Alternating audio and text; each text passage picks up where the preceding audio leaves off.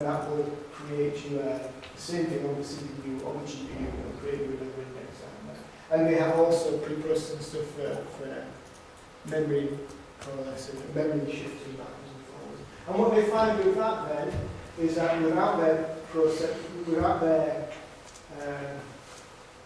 so the normal code takes this long to run on a standard CPU. It takes this long. So they had two ports. They had already ported to GPU. And it takes this long to run on the GPU. But now they've got this single code base with the pre-processing directives actually runs faster both on the CPU and on the GPU. And they can compile them around different GPUs using CUDA just by compile time. And actually, so this turns out why you could ask why adding pre-processing directives in here makes the performance improve on the CPU. There's no reason to think why it should do that.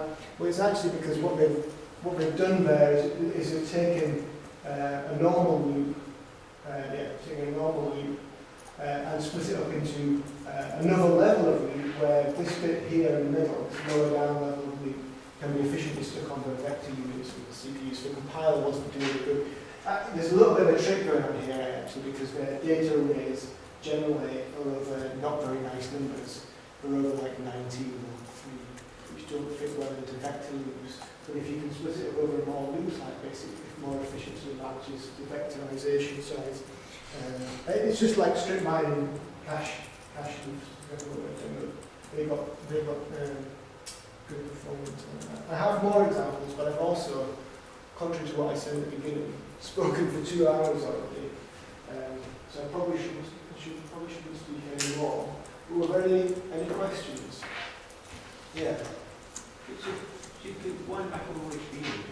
I can do. You mentioned several things. You did talk about risk processes. No. And I was wondering, you were saying that the problem was a lot of things that wasn't being effectively used. Yeah. And the argument for risk processes was always that, oh, we just make something very simple, and therefore we can make it fast. But nobody's using risk processes. No. Look, the primary argument for what we do, for everything we do, is that we can only use what things are made for the domestic market. So there are certainly processes we need to make much more efficient in scientific computing, but we can only buy what's out there. And the domestic market is not producing risk processes because they don't care that their processes are only used. In fact, for the stuff they're doing, their processes aren't only used. The floating point part will be used. You know, if you buy a desktop to run Windows, it will be using all the bits that we don't use. It's just a scientific simulation, the bits that we use and not the bits that we use. So it's just because we're buying parts that are not made for scientific simulation, but there isn't the money to build stuff. You know, there are people who make machines for particular disciplines. There's a machine called Anton, a machine called Grip 3, 4, 5. These are Japanese or American machines made specifically for molecular dynamics, and they make a processor which just does what they want, molecular dynamics, and it's much more efficient, it's much more effective. But there isn't the money out there to do that for everybody, so we just buy what's available and use it. Does that make sense? Yeah, I was wondering if you had a feel for why risk wasn't taken up for motion. Not really. It's a good question. My feeling is it's more a commercial decision than a technological decision. And it's more that it was a competition between Intel and the other manufacturers. Intel weren't doing risk-based products. Other people were, and Intel had won in the processing war. But I don't know if James had anything to say. Well, I'm going to say part of it, I think, also is because you stopped being able to make it go faster.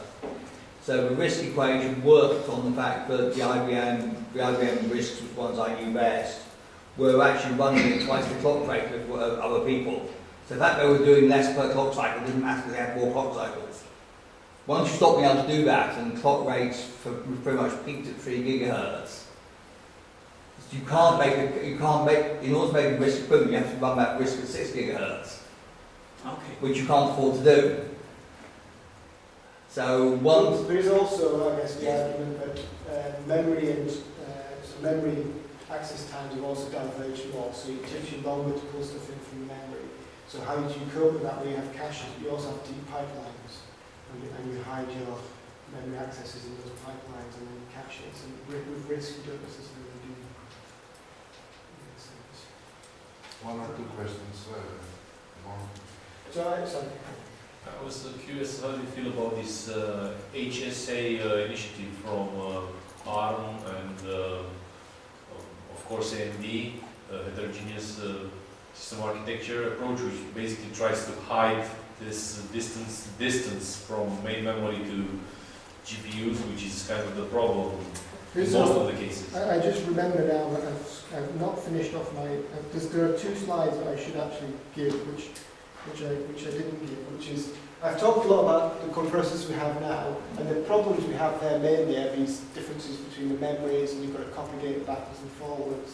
And the Xeon Phis, I haven't really talked about performance there, but the performance on Xeon Phis is terrible, right? They're nice processors, so you can run stuff on them, but their performance is terrible. This is us running on Xeon Phi. This is us running on Xeon Phi. So this is a code called GS2, which is a plasma code, right? And we can, what can we see here? We run on, this is running two processors which have got 8 cores in the each compared to 2 Xeon Phis, they're all in the same box. So if we run on one process, it takes us 2,100 seconds. If we, one processor, that's 8 MPI tasks. If we run 16, so using both processors, we can almost halve that. That's the scale is not badly at this point here. If we do the same, run the same thing on the Xeon Phis, if we just run 64 MPI processors, so we're only using slightly more than the physical cores, we're not using many of the threads, it runs twice as slow as a single processor. Right? If we do those 64 cores, 64 MPI tasks, and each run 3 OpenMP threads, we can make it go a bit faster, but it's still going slower than one processor. Okay? And then if we use 2 Xeon Phis together, and we run 128 MPI tasks, each running 3 OpenMP threads, so we're using about 384 things, we can get it to go faster than one processor. But we can't get it to go faster than 2 processors together, right? And this is because the Xeon Phi is quite a slow processor, and you really have to do very good vectorization to efficiently use it. We've not done the work on this to get the vectorization there properly. So it's not working very well. And I was at a Xeon Phi meeting in Intel 3 weeks ago, and people were standing up saying, well, we got our code to go faster compared to one CPU when we're using 6 Xeon Phis. But why do I mention any of that? Well, actually, all the stuff I've talked about may become irrelevant.